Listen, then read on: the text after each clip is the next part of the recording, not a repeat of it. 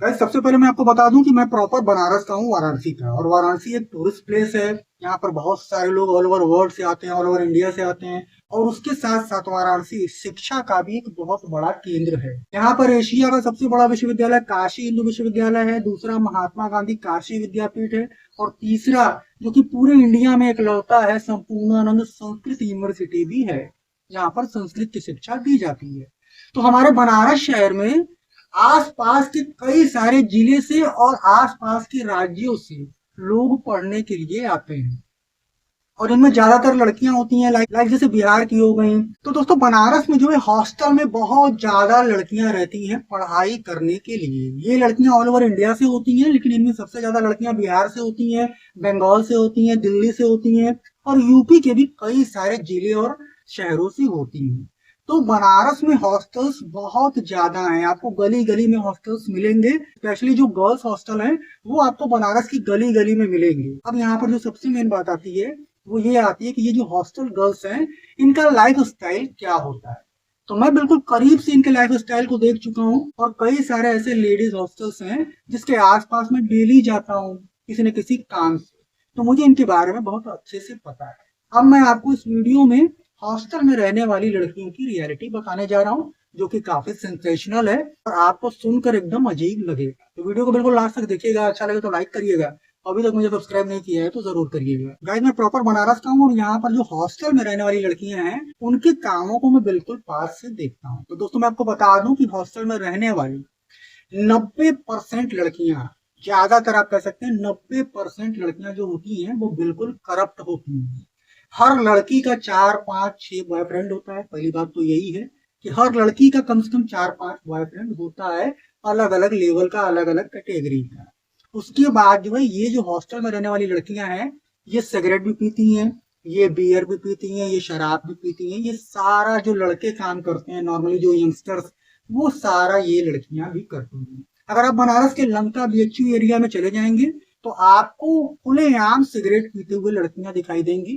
तो आप ये समझ जाना कि ये लड़की बनारस की नहीं है, क्योंकि बनारस की प्रॉपर रहने वाली जो लड़की है वो ऐसा कभी नहीं करेगी। ये लड़कियां बाहर से आती हैं, इनकी फैमिली का कोई नहीं रहता है, तो इनको कोई डर नहीं रहता है। ये खुलेआम रोड पे सिगरेट पीती हैं, और कई सारी को तो मैंने बियर का कैन लेके भी पीते हुए देखा है। ये लड़कियां ज्यादातर 4 5 6 8 10 15 20 बॉयफ्रेंड बनाई रहती हैं, और हर बॉयफ्रेंड के साथ ये ओयो में जाती हैं, वहां पर भी ये ड्रिंक करती हैं, सिगरेट पीती हैं, और सारे काम करती हैं। कुछ हॉस्टल में रहने वाली लड़कियां तो इतनी ज्यादा बिगड़ चुकी हैं, उनके खर्चे इतने ज्यादा बढ़ गए हैं कि वो प्रोस्टिट्यूशन तक का काम करती हैं। बहुत सारे जो बड़े बड़े होटल हैं उनसे वो कनेक्ट रहती हैं, और 15,000 20,000 25,000 रुपए नाइट पर वो होटल में इस टाइप की सर्विस भी देने जाती हैं, क्योंकि उनका खर्चा बहुत लंबा है। अच्छा, हॉस्टल में एक काम और भी सबसे ज्यादा होता है कि सपोज अगर कोई लड़की है, वो पहले से रह रही है, और कोई नई लड़की जब आती है हॉस्टल में तो वो लड़की एकदम सीधी सादी होती है, उसको कुछ भी मालूम नहीं होता है। लेकिन जो पहले से लड़कियां हॉस्टल में रह रही हैं वो उसको अपने रंग में रंगने लगती हैं, उसको समझाने लगती हैं कि तुम भी बॉयफ्रेंड बना लो, अगर नहीं मिल रहा है तो मैं तुमको सपोर्ट करती हूँ, मेरे बॉयफ्रेंड का फ्रेंड है, ये है वो है। और उसको समझाती है कि तुम भी बॉयफ्रेंड बना लो, तुम्हारे बहुत सारे खर्चे निकल जाएंगे। वो रेंट भी दे देगा, वो मूवी दिखाने भी ले जाएगा, बियर भी पिलाएगा, सिगरेट भी पिलाएगा, सब कुछ होगा। और फिजिकल रिलेशन वो तो स्पेशल मिलेगा।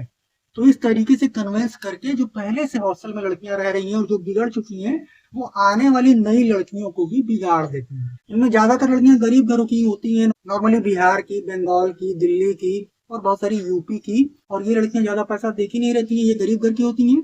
तो इनको घर से उतना ही पैसा आता है जितने में इनके हॉस्टल की फीस और कॉलेज की फीस वगैरह दे जा सके। मतलब ये सारी लड़कियां जो भी हैं इनको घर से 6,000 7,000 रुपए महीने आता है। लेकिन 6,000 7,000 महीने में तो कुछ होता नहीं है, ये तो केवल हॉस्टल का जो है जो होता है पेमेंट वो हो जाता है, और फीस वगैरह हो जाता है।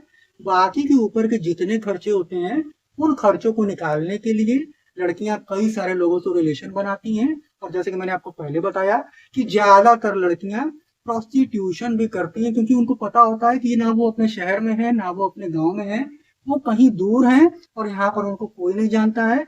वो बिंदास होकर ये काम करती हैं। तो अगर आपके घर से भी कोई लड़की कहीं दूर आपके घर से हॉस्टल में रहकर पढ़ रही है तो आपको उसके ऊपर नजर रखने की बहुत ज्यादा जरूरत है, क्योंकि अगर वो बिगड़ी नहीं भी होगी तो पहले से हॉस्टल में रहने वाली ये सारी लड़कियां शराबी, स्मोकर और कैरेक्टरलेस टाइप की होती हैं, जिनके कई सारे लोगों से रिलेशन होते हैं, वो सीधी सादी लड़कियों को भी अपने जैसा बनाए।